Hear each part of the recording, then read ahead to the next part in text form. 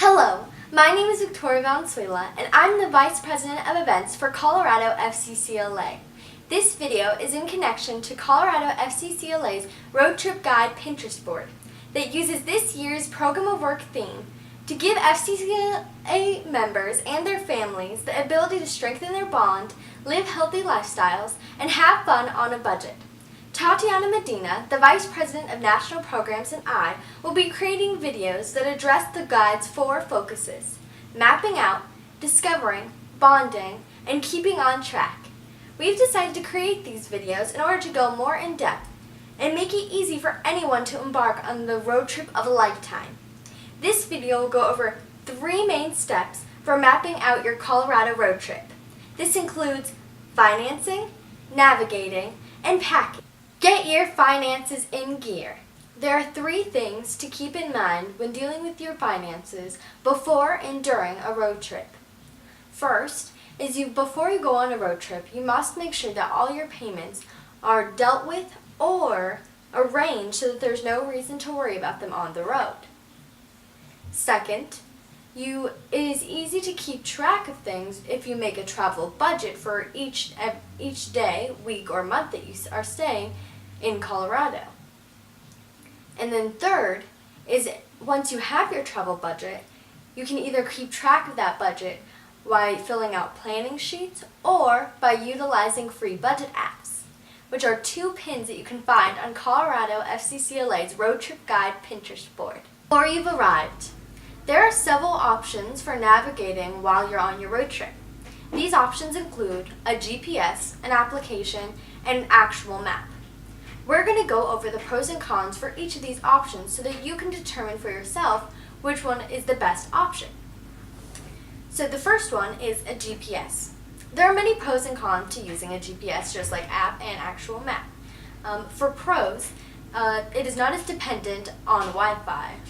If, for example, an application mostly needs like Wi-Fi or service, whereas a GPS may not rely as much on Wi-Fi, depending on the model. It also reduces the chance for you becoming distracted.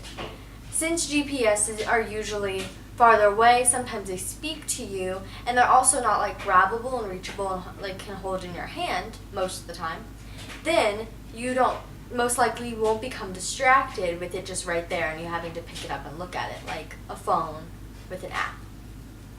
And then also it's hands-free. Like I was saying, you don't have to like hold it or like keep it propped up, because all you got to do is attach it to your dashboard and attach it to your windshield, and then you're done. But the cons is no matter what kind of model or version or how much you pay for it, there's always a chance that technology will malfunction or work incorrectly. So it's something to keep in mind. Then we have an application. So the pros to using any app is that they're easy to use.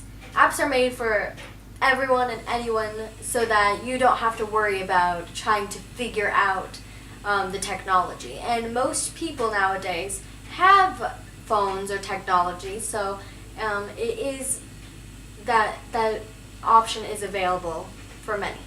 There's also a number of options for when you look at apps that include a whole bunch of different add-ons or special features that could be helpful. And they are often free. With GPSs or maps, you may not have either of those, so you may have to go and purchase them at the store, which is an additional cost, whereas most people, like I was saying, have devices where they can download apps or take pictures of the maps on the apps. Then, the cons to using an app is that they may distract you, because since it's like apps are found on your devices, it's easy to say, you're on there looking at directions, and then you just want to go and check your Facebook or check, your Twitter, and then you get distracted on the road, which you should not ever use your device while driving.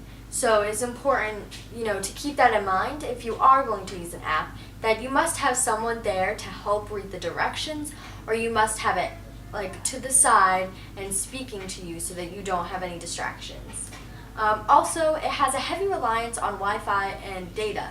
So, what if you run out of data, or what if you're in a part of Colorado that is like the plains or it's in the mountains, you may not get as well reception there, and then your maps may not work correctly.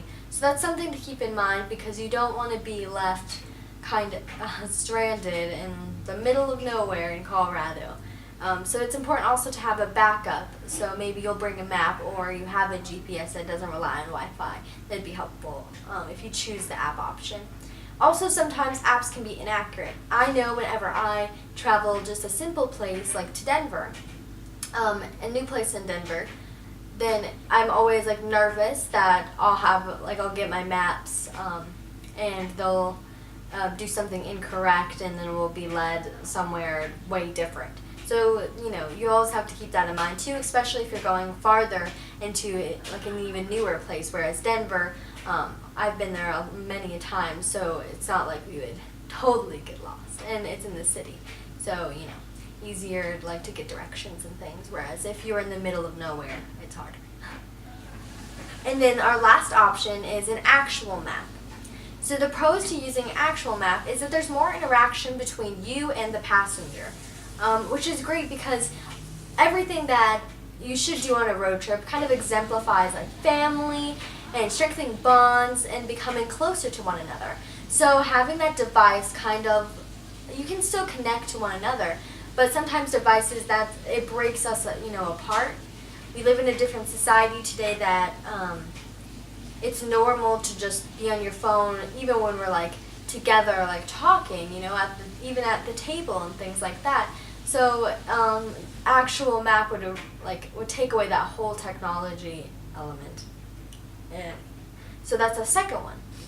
It removes that technology from the equation, so that there's no separator between you and your family.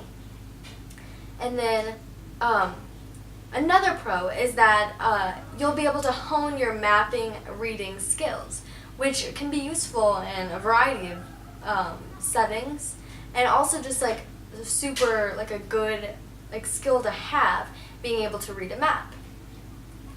Another pro is that they're most often accurate. As long as you have an up-to-date map, then as long as you can read it, it will give you the accurate destinations to your location, which is amazing. And then some cons for an actual map, though, they are difficult to use, especially if you don't know how to use one. So I suggest if you don't know how to read an actual map, unless you learn how to, you should probably go with the GPS or apps option. Plus, they also could be damaged or lost in some way. That's just something to keep in mind. Of course, it may not happen, but there's always a chance that you can lose it, or you can have one of those TV moments where it flies out the window or something like that. But it's just important. Maybe you could bring a backup map, or have an app, pictures of apps, or an actual app, or a GPS as a backup. When packing for a road trip, there are steps that you can take so that you don't forget anything that you will need. These steps include: first, you're going to want to write out or categorize and subcategorize a list of items that you will need on your road trip. So whenever I have to pack for any kind of trip that I go on, I start by either, depending on which you prefer, writing everything I need out just from mind, or, which makes it more organized and easier to remember everything that you'll need, I categorize. For example, if I was to go on to an FCCLA event, and I would need to pack for that event, then I would have a couple of categories such as clothes, pajamas, toiletries, and electronics, and so on and so forth. So there's certain ways that I do something that you could definitely make it more towards you. For example, when I do clothes, I pertain more to outfits and day wear. And sometimes I'll also include into clothes like my shoes and accessories. But a way that you could separate those is either subcategorize, name it something different, or do a whole different category for it, like pajamas. So I did pajamas separately from clothes because that's like my nightwear, and it's like more of PJs. It's more like a separate thing for me than outfits are. And then toiletries, you can also subcategorize in that. So usually I do like bath, so everything I need in the shower, like a scrubby and like body lotion or like lotion or something. I don't know, anything that you need for the bath. And then I do like everyday kind of use. So just like toothbrush, toothpaste. So that's something when you first start mapping out, making your packing list. I always suggest that you either write it out or you categorize and then write out, depending on your preference. And then, once you have made your list, you're going to want to go over it and check if everything is essential. Because on a road trip, you need to make sure that you're utilizing as much space as you can and that everything in your car is something that you need. For this, we will just look over it, and whenever I go over it, I always think, do I need this? And then you also need to take into account like how long is the trip. So, if I took this away, how many of those would I take away that would save more room that I won't necessarily need? Also, if you are planning to stay with someone you know, then it may be easier to like get to borrow some of their stuff or get stuff when you go there and then just leave it there, or use it when you're in there and then dispose of it.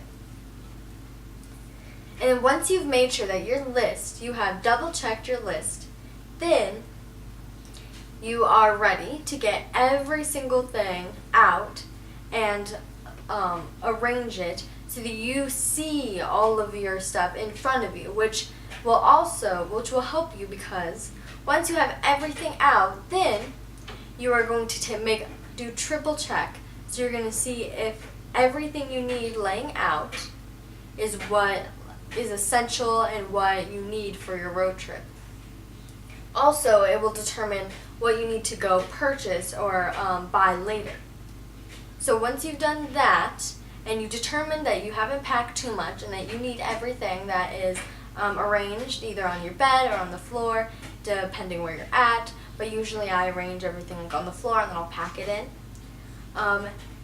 Then another way to make sure that you have packed everything and it is all essential is by checking out our pins on our Pinterest board that help you, specifically one of our clothing pins, which help you mix and match clothing items so that you don't have to bring as many clothing pieces.